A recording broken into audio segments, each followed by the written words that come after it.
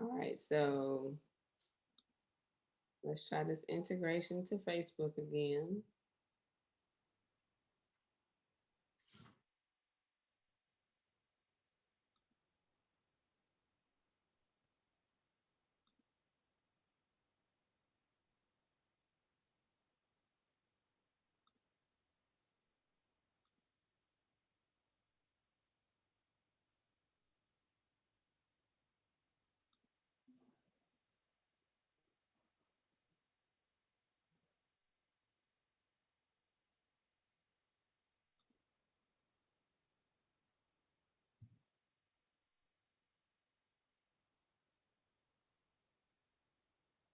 All right, we are still setting up into Facebook, so hopefully it is there in just a second. Let's double check and see. All right, we are still setting up into Facebook, so hopefully it is there in just a second. Yeah, so we're live. Double check and see. All right, we are still setting up into Facebook, so hopefully it is there in just a second. Yeah, so. Okay, Eugene, can you hear me? Yes, I can. Perfect. All right. So hopefully we are recording and we are streaming on Facebook. How amazing. If you all have known what we've had to go through behind the scenes to try to make it to this lunch and learn today, you would be amazed. But I appreciate you, Eugene, for hanging in there and for getting this conversation going with me. So for those who don't know me, my name is Nikita Brown. I'm the nurse practitioner who teaches and trains you ways to get and stay healthy. I typically come on Tuesdays and do this thing called Tip Tuesdays. But today I am here on Monday and I will replay it again on Tuesday just to make sure that everybody has opportunity to hear what my special guest has to say. So I will let Eugene introduce himself and then we'll get into this conversation. Good afternoon, everyone. My name is Eugene Wilson, and I am the Community Health Worker Supervisor at Child Adult and Pediatric Medicine in Greensboro with the FIT program. The FIT is the acronym for Formerly Incarcerated Transition. So thank you so much, Nikij, for having me here today, and I look forward to the conversation that we're going to have. Welcome, welcome. So as you come on in true fashion, I do ask that you meet and greet in the comments. If you're watching on replay, make sure you put hashtag replay just so we can go back and see the questions and the comments that you all have. So as Eugene has already said, we're going to be talking about the FIT program.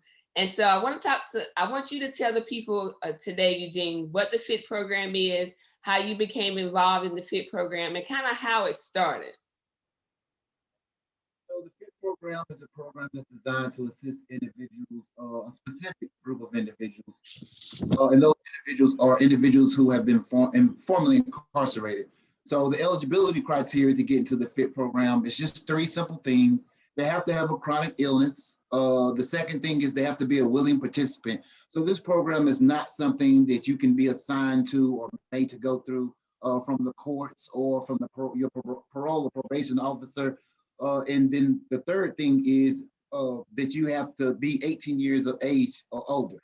So about the FIT program, again, we want to connect you with a healthcare provider. We talk about a lot of the collateral consequences and issues that individuals go through when they're being released from prison. Sometimes your health kind of gets overlooked, right? So you have an individual who has a chronic illness, and of course they want to get out, get reunited with their family. They want to go to work. They may want to go to school. They want to kind of get their semblance of their life back. But for this specific group of individuals, they have another barrier to overcome, and that's their health, right? So we've all heard the term health is wealth. So a person with a specific chronic illness could be asthma, could be cancer, could be hepatitis, things like that. Those things can actually stand in your way from kind of accomplishing some of your goals, some of which are working and things like that. So that's the niche, or that's the specific area or catchment group of people that this program specifically serves. So again, welcome to those who are tuning in. If you're just hopping in, I'm not Kedra. This is Eugene. We're having this conversation about the FIT program, and in particular, April is Second Chance Month. So that's how I decided to have this conversation with Eugene. We all have given opportunities to either have a second chance be given to us, or we have been given second chances to other people. And so the FIT program aligns with that second chance model. And I want people to think about the fact that there are people who are incarcerated. We're going to talk about the numbers as it relates to North Carolina, because that's where we are. But have you ever thought about the health care, the health implications that happens when people are incarcerated? A lot of times we think about, are they feeling well, their mental health, their capacities and things of that nature. But I think when they're released, the system sometimes forgets that if they've had high blood pressure and diabetes while incarcerated, it doesn't just go away once they're released, right? And somebody has to make sure that these things are taken care of, or where will they end up? They'll end up in the emergency room, or they end up in urgent care, or they end up nowhere because they don't know where to go, especially people who have been out of society for long periods of time. So again, April is Second Chance Month. Eugene, what is your title with the FIT program for those who may have missed it? I'm the Community Health Worker Outreach Supervisor. So Community Health Worker Outreach Supervisor. And so those of you who don't know, I work closely with Eugene. I'm actually one of the primary care providers. So he finds the patients who fit the criteria that he spoke about. And then when they need that health care, I'm the one who provides that health care for them. If you didn't have opportunity, there's a video. If you scroll down on my page, I shared it last week. There's a video that some of the patients had opportunity to create and share. And I think it's very encouraging. If you see that, it speaks volumes regarding the thought process, the care they received, and how they feel, and how they demonstrate that appreciation for the FIT program. And so I wanted to talk about too, just the rates of incarceration and how FIT program is helping with some of the major prison matters. So I have some statistics. So for those who watch me, and we kind of do this Tip Tuesday thing every week. I know it's Monday, but I'm going to replay it tomorrow. They know I talk about statistics a lot, and they know I talk about it as it relates to minorities. And so let's face it, the prison system is typically overwhelmed with minorities. And so I've done some research, and it says that 2.3 million people are incarcerated. About 2.3 million people are incarcerated, and millions more are on probation.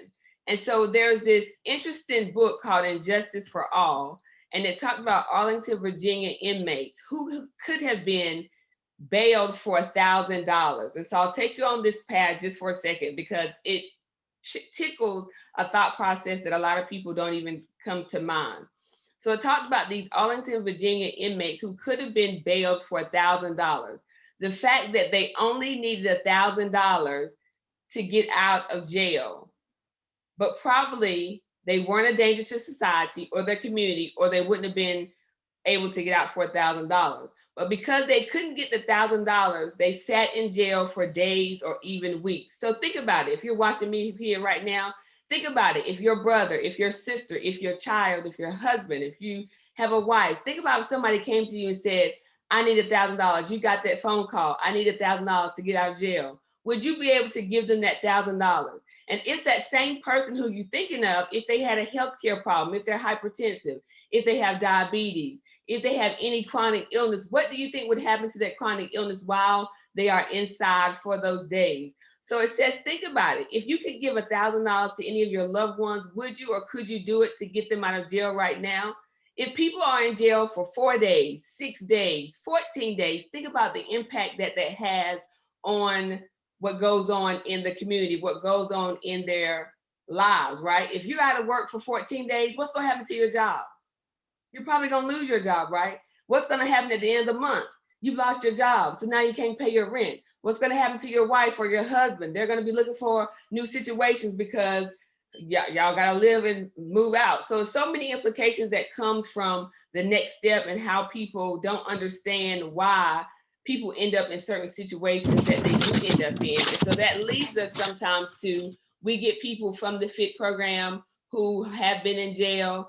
And there are 3 major barriers or matters that I found that it relates to prisons. The first is overcrowding.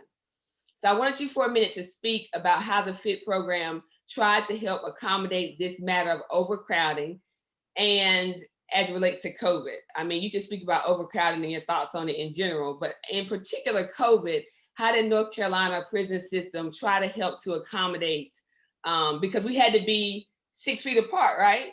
How many of you have seen a 6 feet barrier in between people in prison? If you've seen it on TV or what you can imagine, how many of you have seen those 6 feet apart, those social distances? How do you think that applied to people who are in prison? Eugene, what do you have to say about the overcrowding and how the FIT program tried to accommodate overcrowding?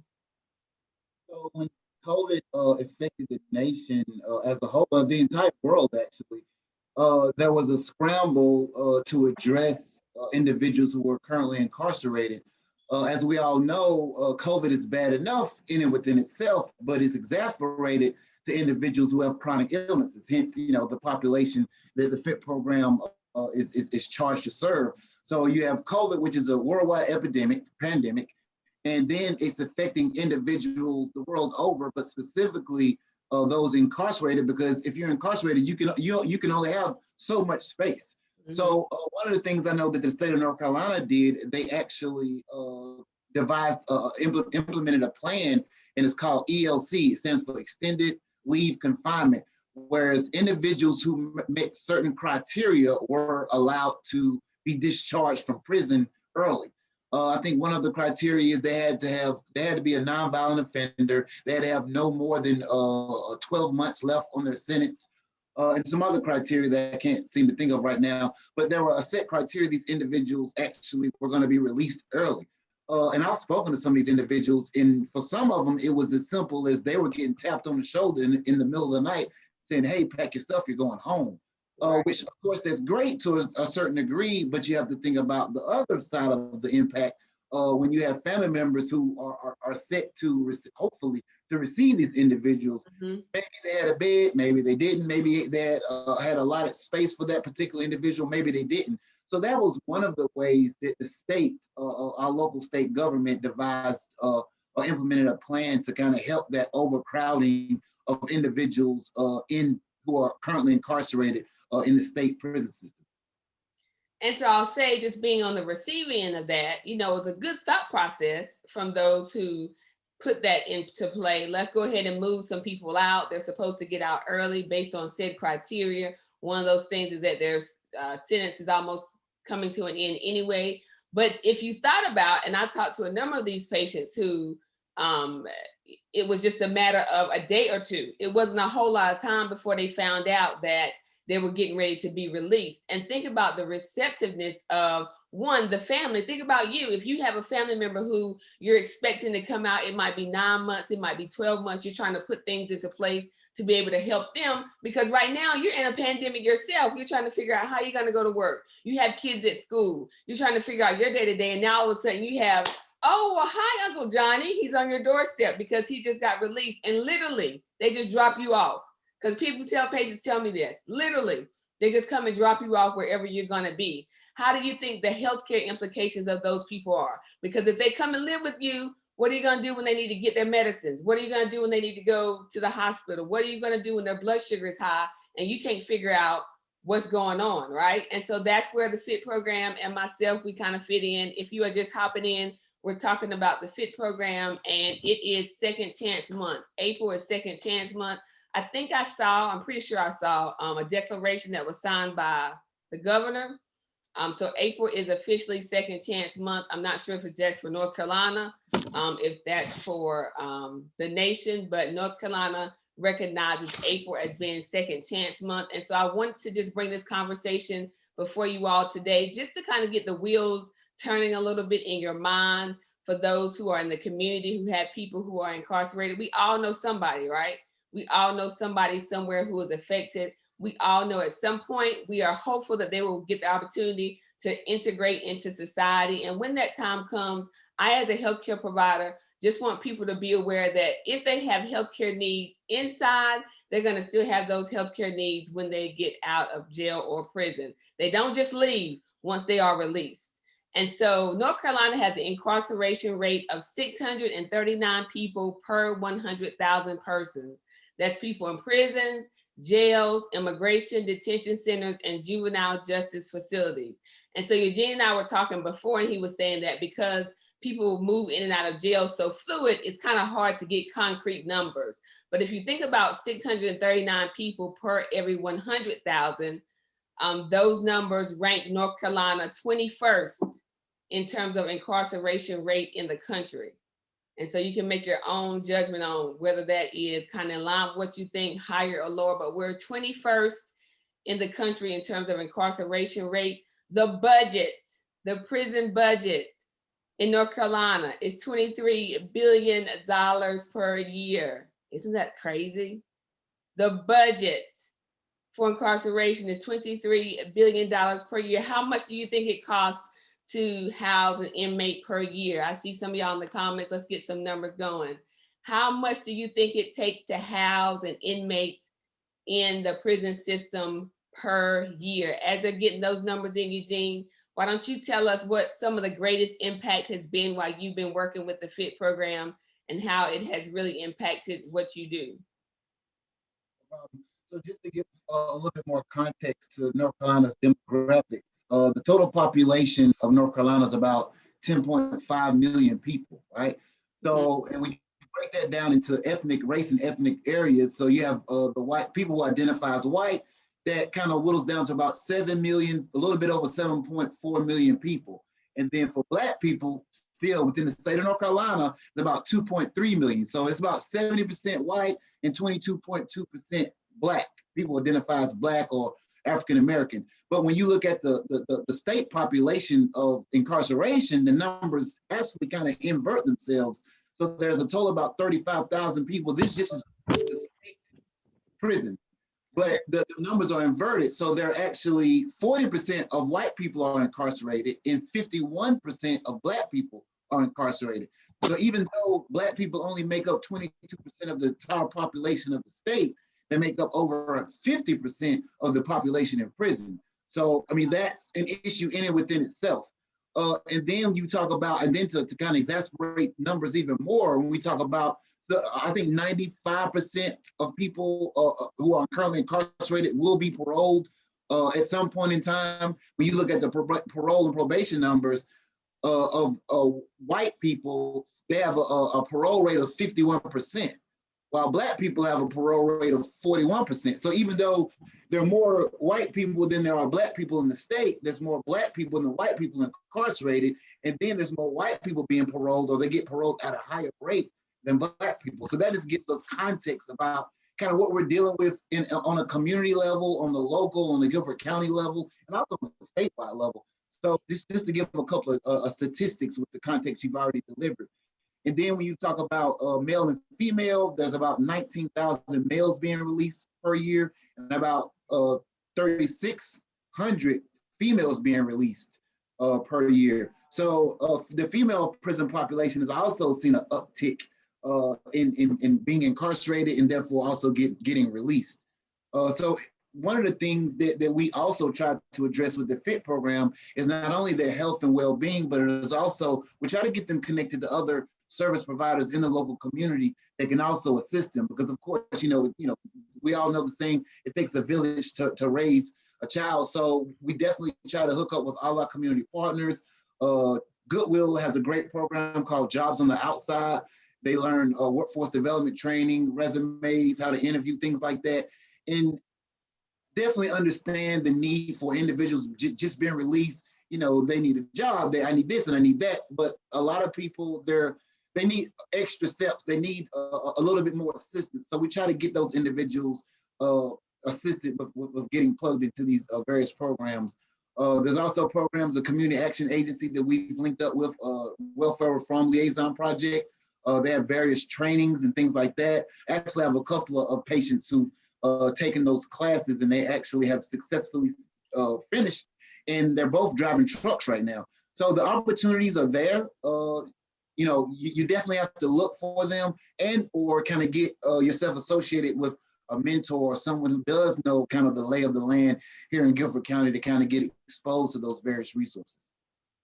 So those are some amazing numbers. I actually took some notes, and it's not, when you think about it, it makes perfect sense. But when you hear the numbers, it just kind of brings it back to home that the state is majority white state. However, the people incarcerated are majority Black.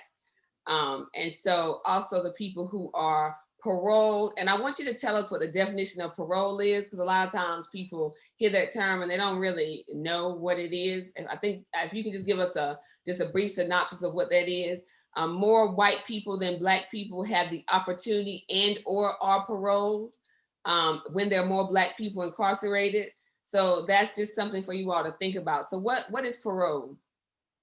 Parole is a release supervision that's associated with individuals who have been incarcerated in a state or federal facility.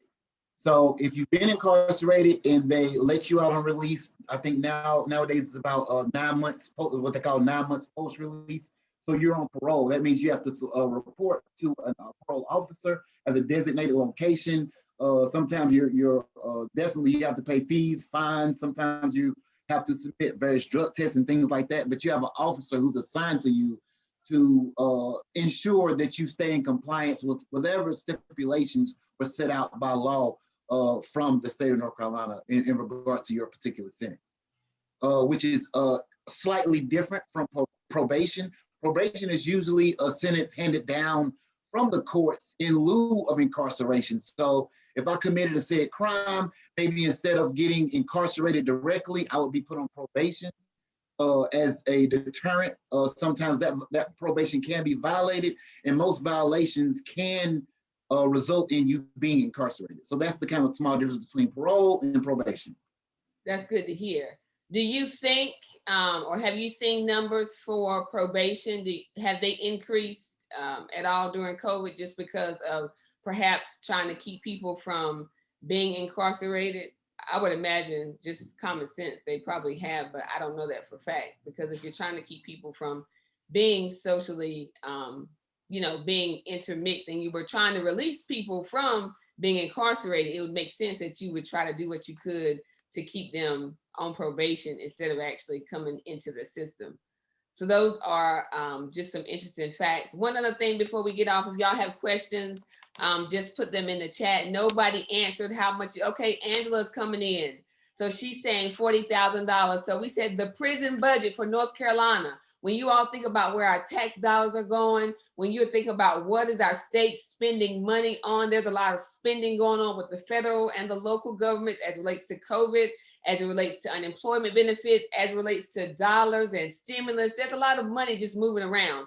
But $23 billion has to be accounted for in the budget for the prison systems here in North Carolina. That's an amazing number, y'all. The cost per inmate is between $36,000 and $37,000 per year. Between $36,000 and $37,000 per year. That's how much it costs to house an inmate. How many inmates did you say North Carolina had, the state of North Carolina? I think about 35,000. So about 35,000. So for easy numbers' sake, that's about $1 for every person per day in the prison system, right? So when somebody goes to prison, it costs the state of North Carolina between $36,000 and $37,000 at the basics, at the very minimum, to provide them something to eat, a place to lay their head, for people to supervise them, for them to go to and fro. That probably does not entail their medical health, right? I would imagine that does not entail the prescription costs. That does not entail going to the doctor, and forbid some has to go to the hospital, right? That does not entail procedures and medical things that people need. So when you think about the state and the budget, and you think about people incarcerated, I think sometimes we don't think about the monies that are associated with people who are incarcerated. And I just wanted to bring that to light. North Carolina is 21st in this country in terms of incarceration rate, and it costs us about between $36,000 and $37,000 per inmate. And he said we had 35,000 inmates in the state of North Carolina. So that's just something to kind of think about. I was talking to somebody about the FIT program over the weekend, actually, and the very first thing this person asked me is, how does the FIT program help with behavioral health? And I was so happy that she asked that, because I was so proud to say that we were able to integrate behavioral health into our FIT program. And so if you want to speak, Eugene, just about what behavioral health is, how it integrates into our program, and what people can expect when they align with the FIT program as it relates to behavioral health. So we do, fortunately, here at Tri-Hilton Pediatric Medicine, we do have integrated healthcare, and we integrate ourselves with the behavioral health team. A lot of times, and this doesn't apply to people who've been incarcerated, but just in general, especially today that we're living in a pandemic, that individuals closely associate, or it is associated, their physical health with their mental health, or falls under behavioral health. So a lot of times I get a lot of referral forms from individuals who are have been diagnosed with schizophrenia and PTSD and things like that. So we're fortunate to be in a situation where all these referrals that we do take on, we can get them addressed, all their physical conditions addressed, but we also can refer those individuals to our behavioral health team. So we have a team of clinicians in the FIT program, and I don't think I mentioned this, it's in Greensboro and in High Point. So in High Point, it's at our family medicine at Commerce, in High Point, and then in Greensboro is at family medicine at Eugene. So we have two locations in Guilford County that these individuals who may be a great candidates for the program can go and see. So it's great to have that seamless care. We call it a warm handoff. So we have individuals who have come to us and get those physical health needs addressed, but they're up against a lot, just maybe sometimes it's generational incarceration. Like, I've been locked up, my daddy been locked up, my granddaddy been locked up. So there's possibly there's some mental issues that they're dealing with. So then we can actually go and refer these individuals in-house. They don't have to go anywhere. We can actually refer these individuals in-house to our behavioral health team, and they can get those issues addressed and kind of accounted for. So it's great to work with a team full of clinicians who are extremely passionate about their work. And they look forward to coming to work every day to help TAPM's patient population. And so there was a question in the chat that was asking if the FIT program is just for Guilford County, or is it for other counties in the state of North Carolina? So the FIT program is actually in 5 counties in the state of North Carolina. It's in Mecklenburg County, it's in Guilford County, it's in Orange County, it's in Wake County, and it's in, that's in Guilford. You did. Mecklenburg, Guilford, Wake, and Durham. Durham is the 5th county. Yeah. So it's not in every single county, unfortunately, but there are programs and program areas that offer similar help, or at least offer some kind of assistance for those returning community members. So I would encourage anyone, if you don't live in Guilford County, to just go and see if you can find whatever relatable resources that there are in your outlying area. Right. And the main reason why I wanted to have this conversation is, one, because people don't think about these resources. And again, we are one of the communities that is more often affected. If you are just tuning in, please make sure you say hello in the comments if you're watching us on replay. And also you make sure you share this out, because we've been talking about the importance of April being Second Chance Month. How I'm sure if you're watching this, somebody has given you a second chance at some point in life.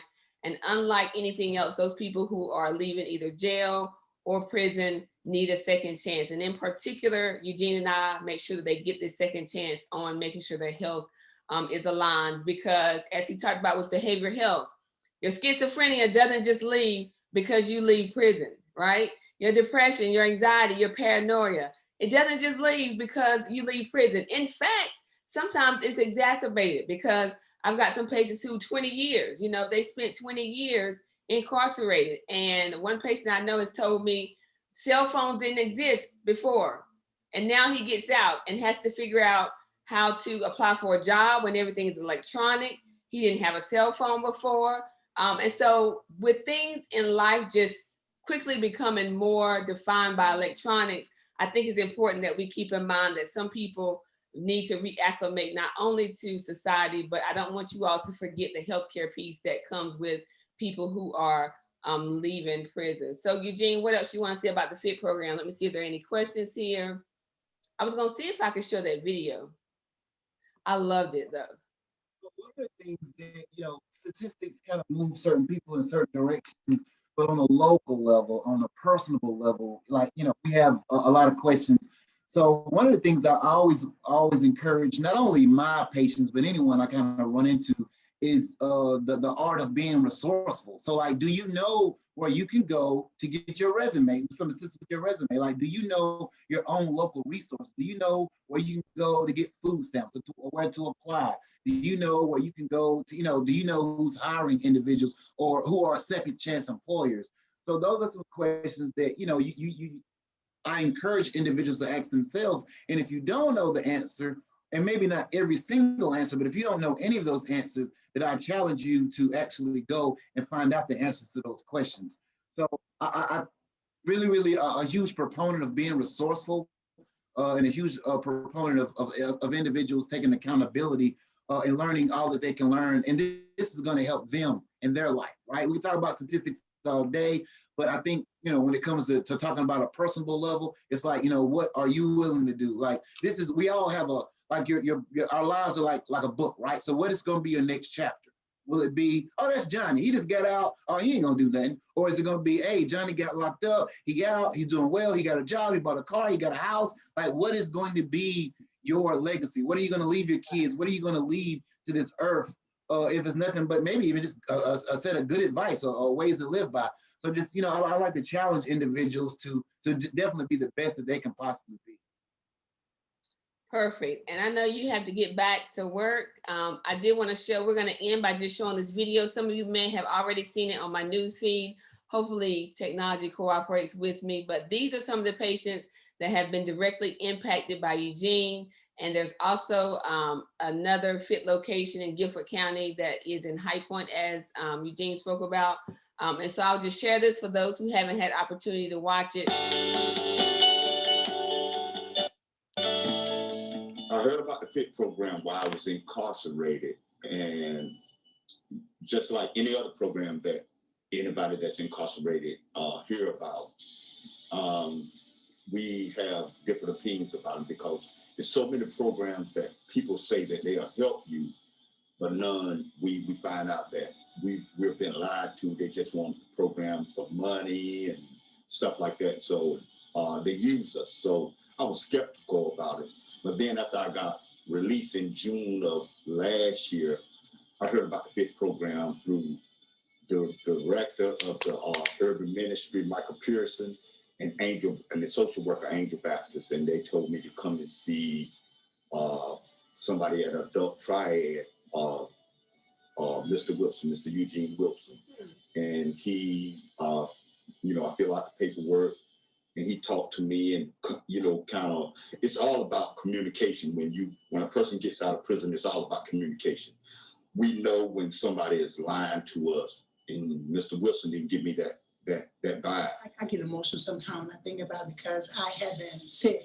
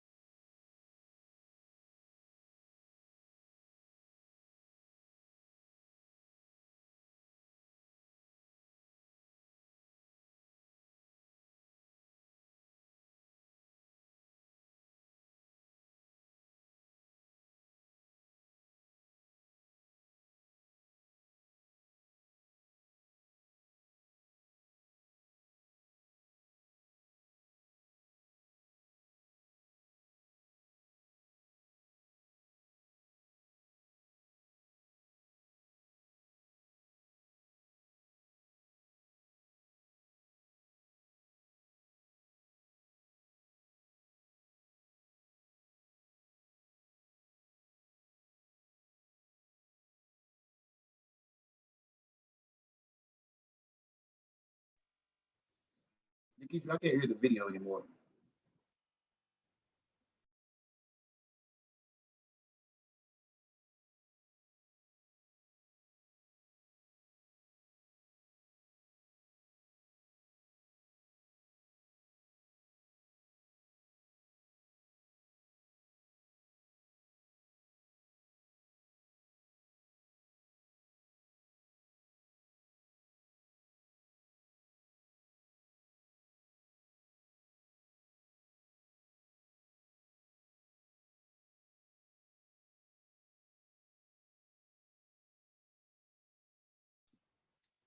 Could you hear the video, Eugene? I heard it when it first came on up until probably about a minute or two, then it went off. Okay. So it's got music. So Facebook may be blocking the music. So for those of you who are still on, if you want to see the rest of the video, it is on my page. You'll just scroll down to see it. I think it probably is just getting blocked because it's got the music in it. So hopefully you all can still hear me. Say something in the comments if you can still hear me live. Okay. All right, y'all. So we're almost done. Eugene, anything you want to say to end us up here? I appreciate you taking time. I know it's Monday, it's busy. I'll just share this, and you touched on it earlier in the conversation. You talked about this month, April being Second Chance Month. So actually, this is a national observance, and it started in 2017. In Second Chance Month, it's a national effort to raise awareness of collateral consequences of a criminal conviction. So collateral consequences are the things that happen to an individual that sometimes we seldom think of that's going to affect us, like your voters' rights, like applying for applications to rent and things like that. Sometimes it even counts towards if you're eligible for food stamps and things like that. So those collateral consequences are consequences that affect individuals who have criminal backgrounds who you didn't really think that would affect you like it would. Like even like getting certain state licenses, like a nursing license or a barber's license, things like that. So there are actually other consequences that happen to individuals just because they have a criminal conviction. So Second Chance Month is kind of shines lights on those issues and tries to come up with solutions for those individuals that it affects the most. And actually, Governor Roy Cooper on April the 9th of 2021, which is, of course, this year, recognized this as being a time to focus or shine the light on these issues that affect individuals who have been convicted of criminal offenses. So that's really, really big. It may not seem a lot to some people, but anytime when you have state government backing something, then it's kind of a big deal. Yeah, it's really a big deal. So I just wanted to bring light on that. Perfect. And for those of you who hopped in, I just wanted to revisit the scenario I gave. If you want to go and look up that book, Injustice for All, where it talked about a number of inmates who only need $1,000 to be released from jail. And think about it. If you knew somebody, your loved one, your brother, your sister, your child, your husband, your wife, if all they needed was $1,000 to get out of jail, would you have that $1,000 right now? As Eugene said, North Carolina is majority white in terms of its classification. However, we have more Black, or those who classify themselves as Black, incarcerated. And largely that's because of economic status. It's largely because of what we do when we have the ability. Those people who need that $1,000 to get out of jail are people who are probably living, let's say it, paycheck to paycheck, right? And so because they are incarcerated, they aren't able to get that paycheck, which means they then can't pay their rent, which means the bills get behind, which means by the time they are able to get out, be it 14 days, a month, 2 months, 3 months later, there's been a whirlwind of other things that have happened. So let's just keep those things into consideration. Also, let's consider that the healthcare problems didn't stop when they became incarcerated. So thank you all for listening. There was a question that asked, does it matter where you live? And so I think Eugene said there's 5 counties that currently have the FIT program: Guilford, Durham, Mecklenburg, what you said? Wake and Orange counties currently have FIT programs. Hopefully, though, there will be an investment. So the reason that Eugene and I became invested in the FIT program in Guilford County is because they are always seeking other community care centers in particular to house FIT programs, right? So they're always looking for places in other communities and in other counties to house the FIT program, because there has to be a place for the program to exist. Where we serve people is a regular office. It's not just a FIT office, it's a regular office that sees patients in general. And so the reason why FIT program came to Guilford County was largely in part because Eugene was a part of that task force to get it in Guilford County, and then I jumped on as one of the providers. And so if it should continue to go to other counties and communities, community health and the centers align, I think will be strong forces at trying to get those in other communities. So thank you all for hanging in there. It's been a long conversation, but I think it's been a valid one. Yes, Eugene. Just one last thing to add. So don't be deterred if we talked about the rate of incarceration. We talked about, of course, the Second Chance Month, and we're addressing this conversation is largely to individuals who this affects the most, which is the actual person and or the family members that kind of host or help these individuals when they get out. So don't be deterred because there's not a fit county in your area. I would implore anyone who has any health issues, been locked up or not, get connected to a healthcare center. So we have federally qualified health centers all over the state of North Carolina, and they specifically cater to individuals who fall below the poverty line, and they use the payment systems on a sliding fee scale. So there's really not an excuse for anyone, whether this applies or not. If you need some type of medical care or a regular provider, I would encourage you and urge you to go find out where your local federally qualified health center is, or FQHCs, and get connected with them so that you can continue and maintain your health. Absolutely, absolutely. So with that, we're going to bid you farewell today. Thanks to everybody who has hopped in and joined the conversation. Please make sure you share this out on your newsfeed or to those people who you think would appreciate the conversation. Thank y'all so much. Have a good rest of your day.